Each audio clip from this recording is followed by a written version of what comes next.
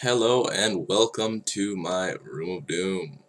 Um, I'm going to be just walking up here and showing off a few boxes. I'm going to be building a new gaming PC, superior to the one I have now, which is really a monster. It's Intel 3570K and GTX 660 are the two main components, but you're going to be able to see all these components in box before they're unboxed. I was thinking of doing a video on it, but I'm not going to run a video because I need to recycle some parts from this one, and not only that, but I couldn't concentrate if the camera was on while I was building. You know, I like my quiet, or well, not quiet because I'll be listening to lots of different kinds of music while my speaker's over there, listening to lots of different kinds of music while I'm building, and it's just a focus thing for me. But if I've been watched while I built before, while I was at my college back in last semester's class when we built our AMD Phenom rigs that we built for no, it was on BioStar motherboards. They were cheap. When we built it for class, I was watched. I was actually working with people. Now, I didn't like working with people. If I had the choice to, I would build every single one of those rigs myself and tested them out. But what happened on my rig pissed me off is we got a shitty BioStar SATA cable that didn't work. I would have had my rig up first, been beat everybody, and then gone around helping people. But what had been wrong with my rig was one SATA cable was bad, so the thing wouldn't install XP. Yeah, we're using XP, which is superior to 7 in a lot of ways, and inferior in a lot of ways, but that's an argument for a different day. Well, time to show off some boxes.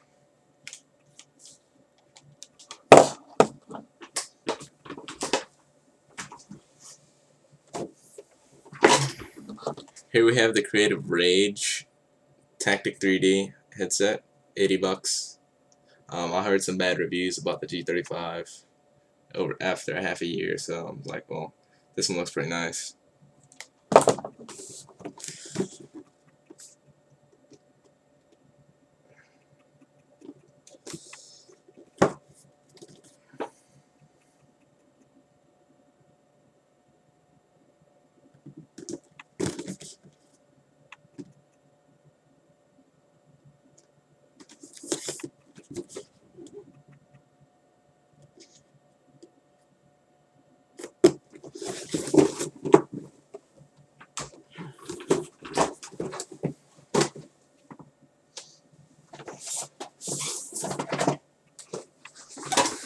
The Cooler Master Quickfire Rapid keyboard, the smaller edition with blue switches and a gray body. Look at this.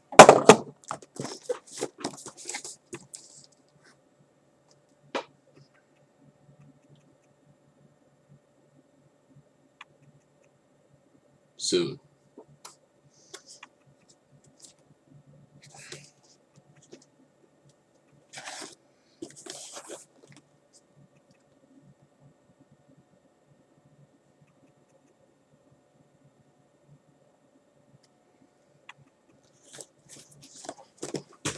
Very nice.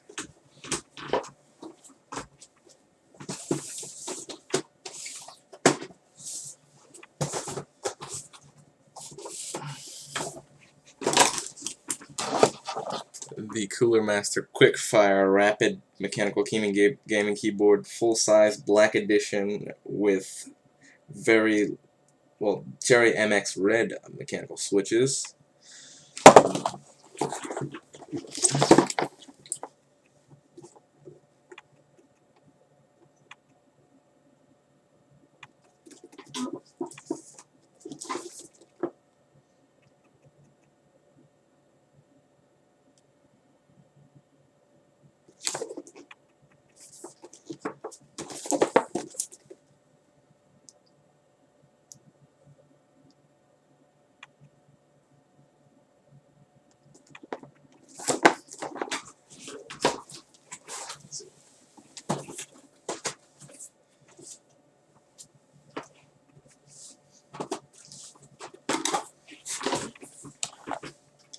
The Logitech G500 gaming mouse. I have one here. I'm gonna donate this to my friend. It's still relatively new, but I always like being a whore and just getting a new mouse. Whatever I can do for a new piece of hardware. But yeah, Jeff's definitely gonna get this mouse, and not this one, but the one on my desk sitting here. You can take a look at it. I'll probably do a review on it later.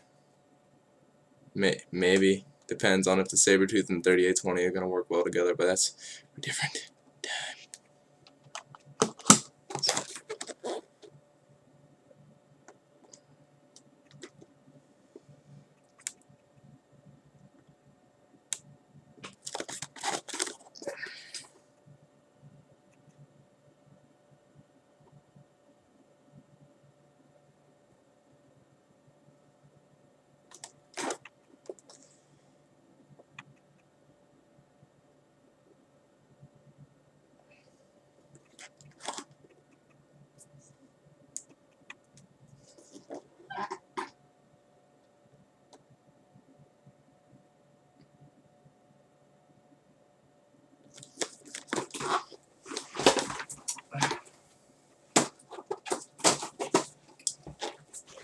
A new mouse for me, the Logitech gaming mouse G9X. I want you guys to get a look at this, and I'm going to definitely check into it myself. It's really small compared to what I'm used to, but we'll see.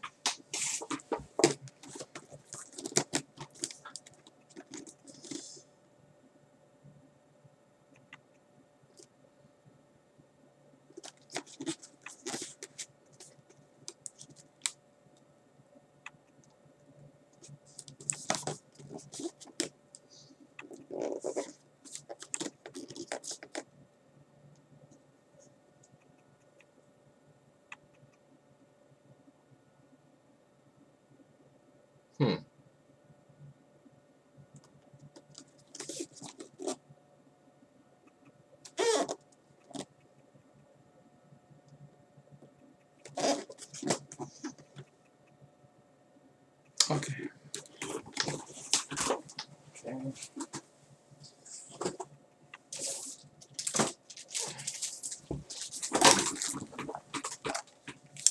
This, my friends, is a tool of the trade. If you haven't seen this or don't know what it is, you're either new or shame on you.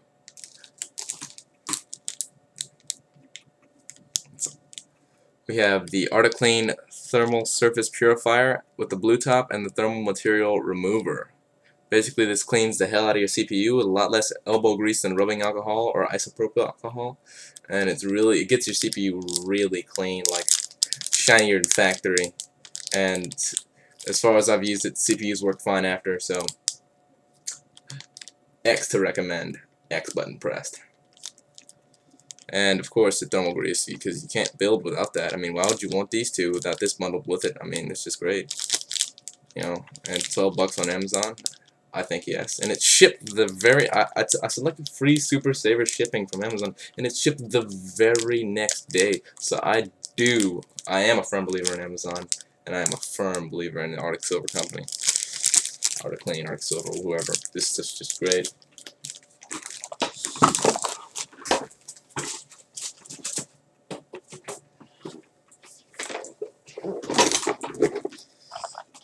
We're getting more into the hardware here with the Cooler Master Hyper 212 Evo cooler for the LGA 2011, 1366, 1156, 1155, and 775 slots. It also accepts FM1, AM3+, AM3, and AM2 slots. This is a large cooler. It's not as beastly as the Noctua, but it's still, I'm not going to OC overclock my 3820, so I think it'll definitely get the job done.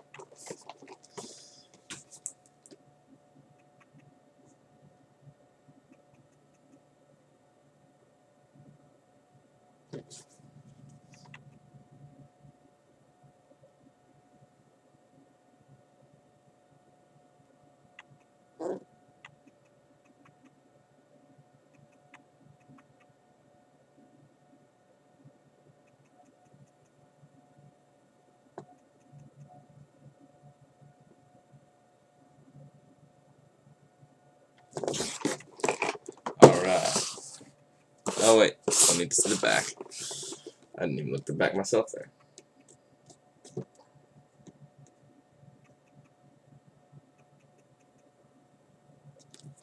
Okay.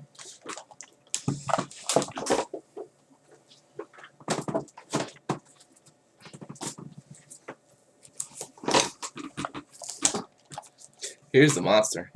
The EVGA Superclocked Signature Plus GeForce GTX 680 that comes with a backplate. And overclocked at factory stable overclock settings. Superclocked has always been my standby.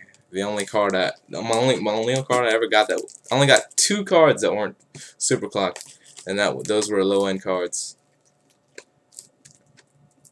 Except the GTS 450, I didn't. No wait, that was superclocked. No, I got a GTX 480 non-superclocked over there sitting in a room across the hall from me at my sister's build. Even though it's not hooked up to the internet or anything, so it's not like you can use it. But yeah, GTX 480. It's pretty nice. Well, it was the flagship NVIDIA card. I'm sorry, but 680 is the newest single card solution for 1080p users. 1440p if you don't wanna, if you're okay with 25 frames per second. But if you want 1440p, you can get 2 of these and you're just fine.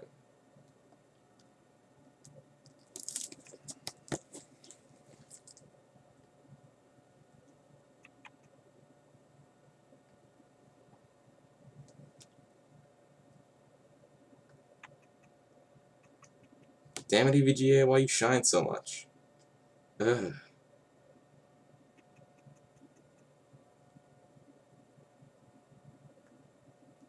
Seven Vista XP. It'll probably work with 8, but I'm not gonna put it on 8. 8 is too new for me to think stability. 2 years from now, I'll start working with 8 on my end. My girlfriend wants 8.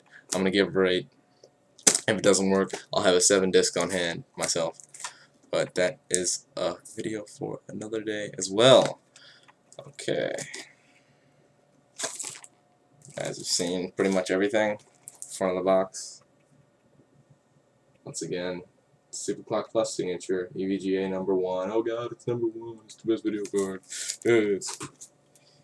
It's the most referencey, non-reference style design I've seen. NVIDIA 6 series PCBs. Pretty cool. And the backplate on it makes it look really nice. You know? It's not something you want. It doesn't look like a spaceship, but it looks like some serious futuristic stuff. You know, I don't care what it looks like, I care how it runs. And I do believe it's going to run great, but I've yet to test everything yet.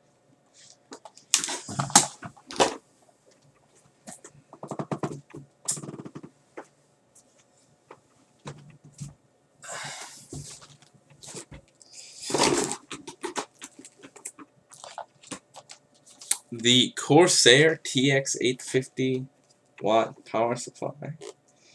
The Enthusiast Series high performance ATX power supply. Oh, that's a bunch of different languages. There's even Russian on here. Well, makes Corsair look more professional in my opinion. Solutions for the entire world, not just the US and China.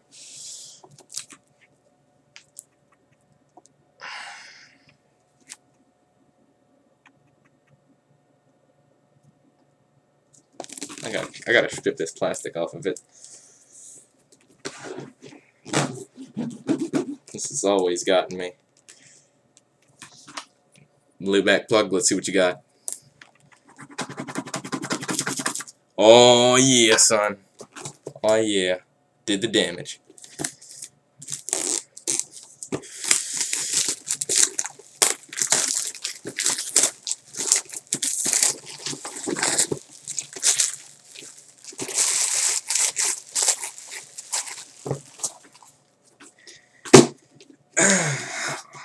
Now keep in mind, all of these are solid components at great prices for what you're getting. Let the camera focus.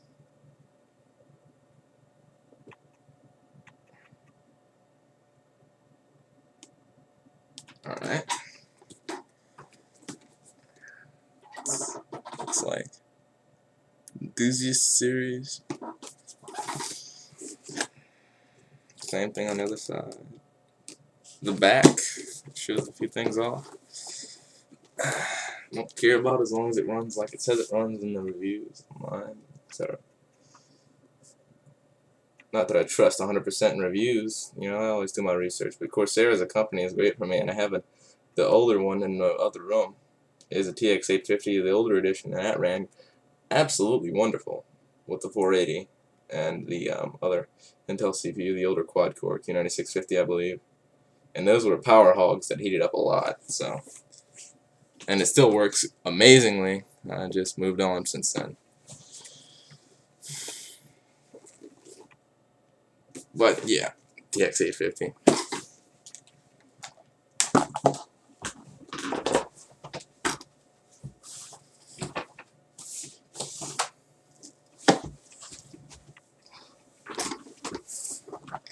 It's time for the most expensive part of this build, $419. My God, this thing is going to be some serious, just seriously overpowered, just OP. And I'm not talking about original poster. This board is not a faggot. This board is just amazing. The box, I haven't even looked at the board yet. The box is just amazing. I've seen a lot of online pictures of the board and it looked amazing online. The box looks exactly as advertised. Oh God, so much, yes. This is just a lot of info.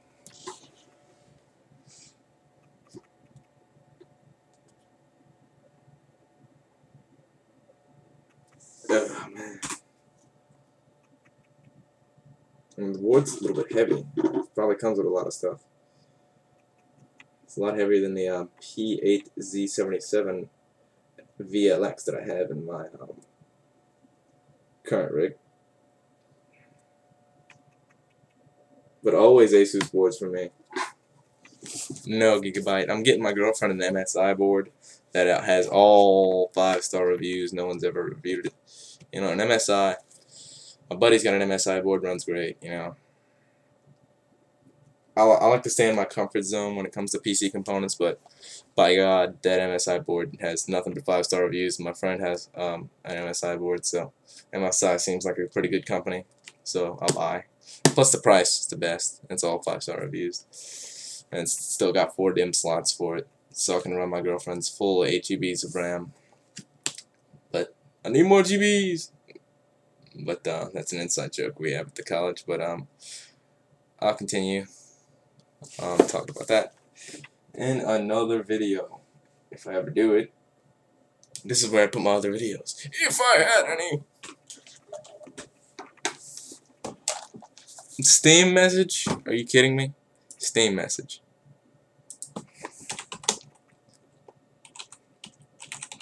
Okay, I think we're gonna be moving on to the other components. I have 1, 2, 3 components left, and they're the big ones. Virtually.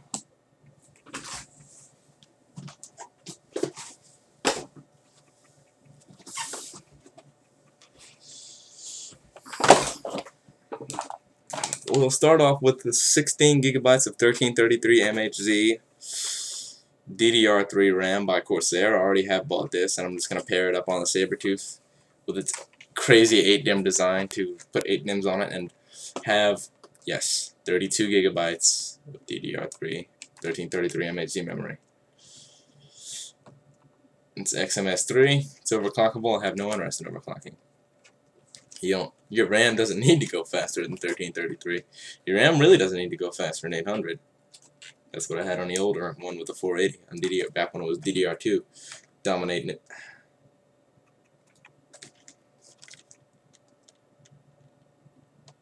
Oh yeah, son. Oh yeah, I need to let that focus.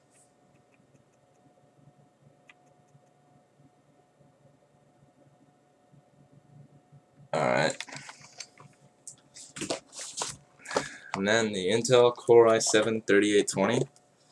It's a locked CPU, but it's My God, as a Sandy Bridge extended at 3.7 gigahertz, i7 quad core. By God, if you want to overclock it, if you need to overclock this, you've got some serious needs.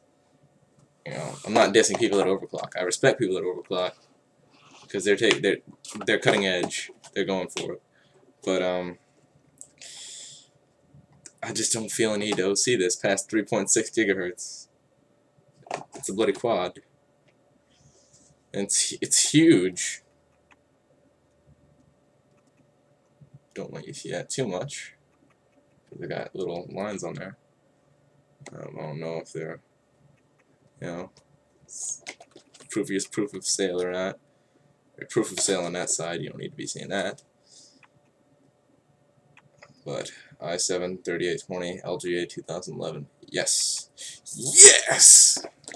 Now the big boy, the physically big boy. I think I'm just gonna take my webcam and perpendicular with it instead of just going all the way around and just trying to lift that goddamn gigantic this thing. Oh yeah! A Cooler Master HAF XM tower.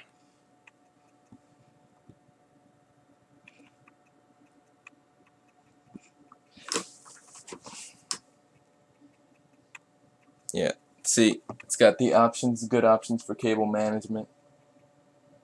I'll turn the light on for you. Got good options for cable management, as you can see there. So that you can cable manage while you cable manage. Yo dog, I heard you like cable management, but yeah, it's definitely shipped out of Los Angeles from some store called Galactics, don't care. Has USB 3.0. 140mm or 120mm radiator support at the back there. Not that I'll be water cooling. I don't really water cool. Bottom mounted power supply. Yeah, that's my current case has that. And HAF 912 moving up to an XM. Just in case I ever want to do an ES, this thing supports eATX motherboards. Oh, hold steady hand, hold steady hand. Yep, supports eATX motherboards. Supports SSD behind the motherboard tray. I still wouldn't like that. I'd like to put it in a hard drive cage. I mean, if I don't need more than the 2 drives I have, and neither of them are solid state. Mechanical works fine so far. I'll move on to a solid state drive when, I don't know, when I need to. When there's a need.